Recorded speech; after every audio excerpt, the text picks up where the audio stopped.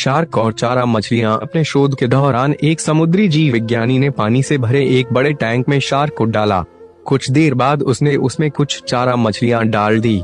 चारा मछलियों को देखते ही शार्क तुरंत तैरकर उनकी ओर गई और उन पर हमला कर उन्हें खा लिया।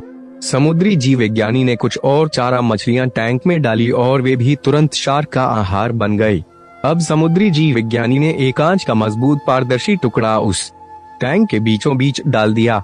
अब टैंक दो भागों में बंट चुका था। एक भाग में शार्क थी, दूसरे भाग में उसने कुछ चारा मछली डाल दी। विभाजक पारदर्शी कांच से शार्क चारा मछलियां को देख सकती थी।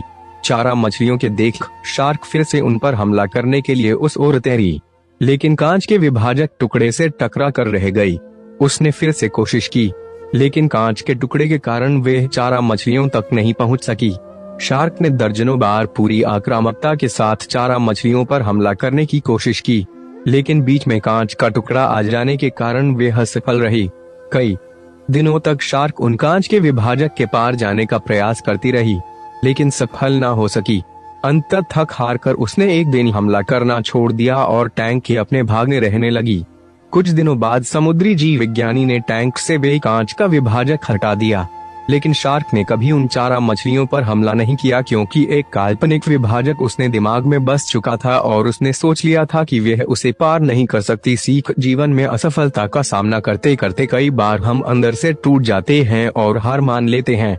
हम सोच लेते हैं कि अब चाहे कितनी भी कोशिश कर लें, सफलता हासिल करना नामुमकिन है, और उसके बाद हम कभी कोशिश ही नहीं करते, जबकि सफलता प्राप्ति के लिए अनवरत प्रयास आवश्यक है।